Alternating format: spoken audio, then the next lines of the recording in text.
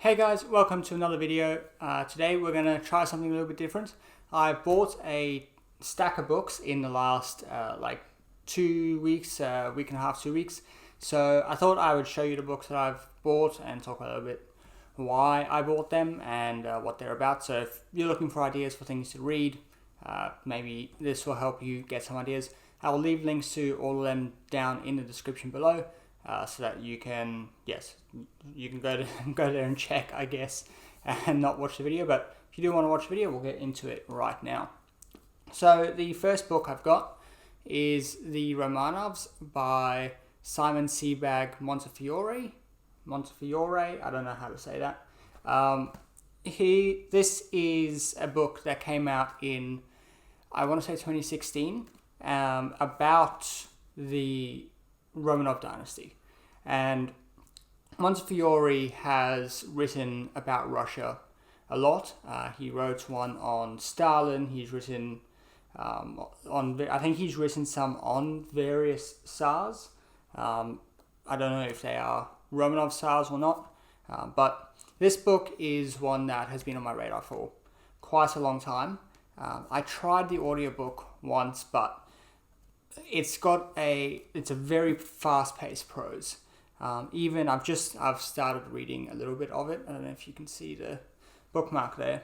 I've started reading a little bit of it, and it is super, super fast-paced prose.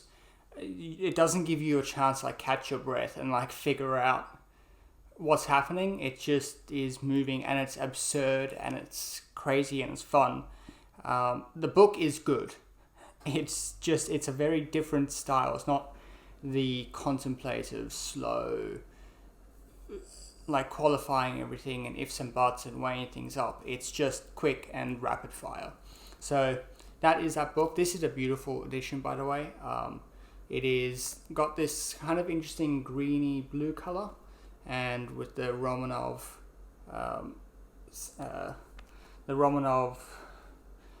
coat of arms on the front there. And it's got beautiful... I'm one of those weird people who cares about the book, the paper in the book. This is a really nice... It's not super thick paper, so it's not a super thick book. It runs to about 650 pages, so it's not too bad. And it's got some really nice plates in here, reproducing really nicely various paintings and photographs and things like that. So that is the first one I picked up. The second one I picked up is Tom Holland's Dynasty, The Rise and Fall of the House of Caesar. So this one I just picked up a little bit on a whim. I just finished the Caesar biography by Adrian Goldsworthy, and there's a video somewhere I'll put on the screen to my review of that.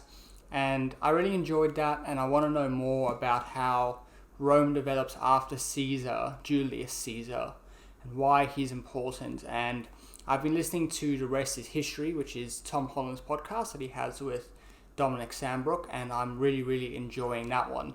And so I'll put the link as well somewhere for you. So I picked this one up. I saw it in the bookstore, thought might as well pick it up.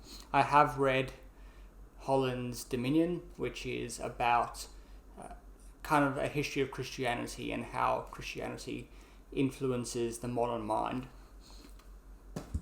So next one that I've got here is Antony Beevor's The Battle for Spain. So this one is kind of part of Antony Beevor's series on the Second World War, or the wars that happened in the 20th century. He is obviously a specialist on the Second World War. He's got a big tome that's 1,000 pages long about specifically the course of the war, and then he's got various other books on Stalingrad, on D-Day, I think he's got one on Market Garden, just various other battles that happened, and this is kind of part of that series. I picked it up because I don't know anything about the Spanish Civil War, and it's a massive blind spot in my knowledge of history. So I wanted a book that was going to be digestible, that I could get my foot in the door and scratch the surface a little bit. Antony Beevor is certainly not a popular historian in the way some people are, but he's not at least he doesn't write in these books in a very scholarly way, so it's not super dense and difficult to get through. So looking forward to that, and this edition is beautiful. I love this picture, and it is one of those ones that curls round the side onto the spine, which is great, and actually it goes all the way around to the back. So, and this one, all of the W and N, I think it's Weatherbridge. This one keeps wanting to focus on my face. Weatherbridge and Norton, I think it is. All of their books are beautiful, and I've spoken about that in other videos before. So, moving on. Next, I've got Postwar, A History of... I don't know the title of the book. It's Postwar, A History of Europe Since 1945 by Tony Judd, or Judd. I don't know how to say that. I'm sorry if I've messed that up. This is quite an acclaimed book. It says here it was winner of the Orwell Prize, and I believe it was shortlisted for the Pulitzer and the Samuel Johnson Prizes. So this is a very highly regarded book on what it says on the tin, History of Europe since 1945. I believe it was published in 2010. I don't know all that much about it. It's one of the recommended texts to read for my one of my units that I'm doing in my master's. So yeah, it was published in 2010, and I'll just have a quick look. So it looks like part 4 covers the after the fall of the Soviet Union up until 2005. So it does bring us really, really close to the present. And it's like 1,000 pages long and supposed to be very, very good. So I've picked that one up. I'll be reading that because I need to for my course. And the other one that I'm reading for my course is this, Mark Mazower's Dark Continent, which nominally focuses on the Europe in the 20th century as a whole and how we can understand it. But my understanding of his thesis in the book is that he looks at how the 3 sort of main ideologies of the 20th century, certainly the 20th century in Europe, being fascism, communism, and liberal democracy, how they grow out of the First World War, and then why they clash and how they clash, and why they develop in the way that they do. So that is, I believe, the thesis that he's trying to work with here. It obviously does cover the whole of the 20th century, so towards the end, obviously, fascism becomes fairly irrelevant, but communism and liberal democracy continue to be very relevant all the way, and certainly the competition between them continue to be really relevant. So that is that one.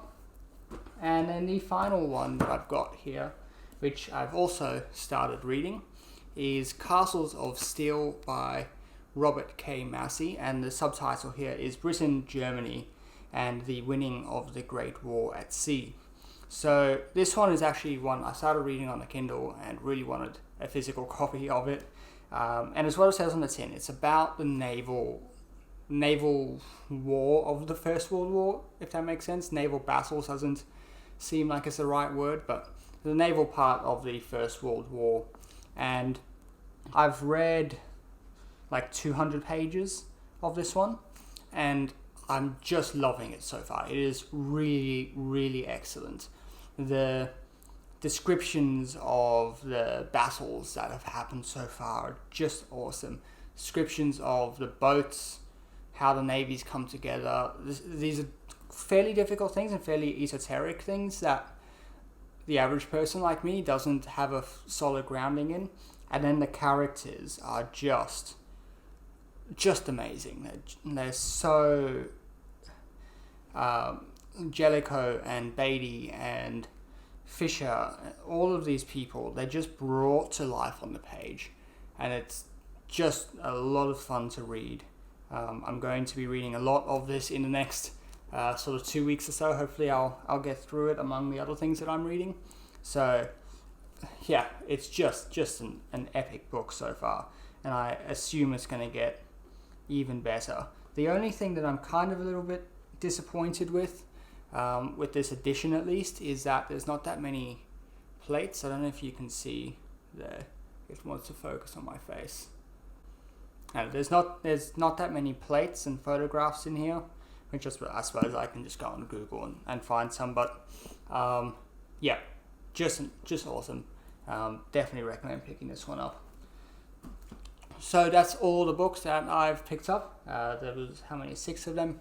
As I said, the links will be in the description if you do want to pick one of them up. And subscribe to the channel, because I'm going to be reading all or most of these very soon, and I'll have a video in some form about most of them coming out as I read them. So thank you for watching. Please subscribe if you do want to see more. Leave a like on the video, and I'll be back next week with another one. Bye.